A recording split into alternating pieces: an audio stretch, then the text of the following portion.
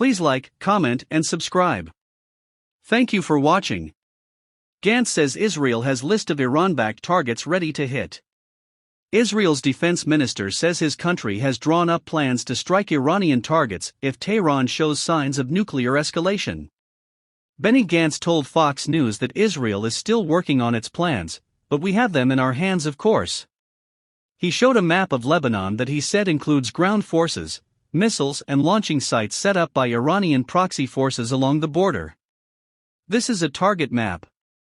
Each one of them has been checked legally, operationally, intelligence-wise, and we are ready to fight, Gantz said, according to release in quotes carried by the Associated Press (AP). The remarks come as President Joe Biden's administration considers rejoining the 2015 Iran nuclear deal to limit Iran's nuclear program, with some changes to toughen curbs on Tehran's activities. Former President Donald Trump canceled the U.S. membership in the Atomic Accord and imposed sanctions instead. The Iranian nuclear escalation must be stalled, Gantz said, repeating the Israeli government's approach to the new administration on the issue. If not, we must stand independently, and we must defend ourselves by ourselves. Gantz said Tuesday Tel Aviv intends to develop a special security arrangement with new Gulf Arab allies, who share common concerns about Iran. The United Arab Emirates, UAE, and Bahrain established formal relations with Israel last year. On a visit to an Israel-Gaza border crossing, the minister played down a report by public radio Can that Israel was considering a defense agreement with Gulf Arab countries, but said security ties would be pursued.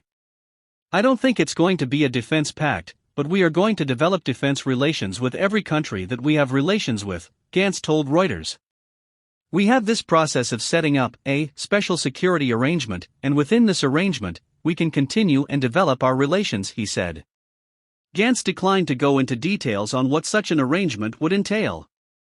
He signaled that Israel had no opposition to the sale, approved during former U.S. President Donald Trump's last days in office, of 50 Lockheed Martin F-35 stealth jets to the UAE. The deal is now under review by U.S. President Joe Biden's administration.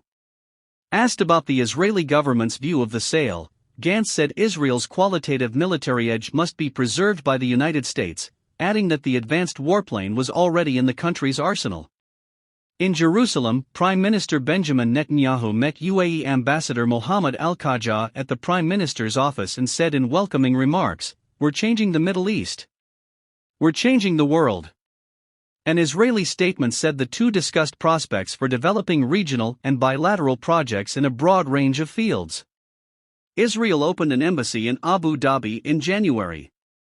Palestinians have been critical of the rapprochement, worried that their own unmet goal of statehood in Israeli-occupied territory might be sidelined. Please like, comment, and subscribe. Thank you for watching.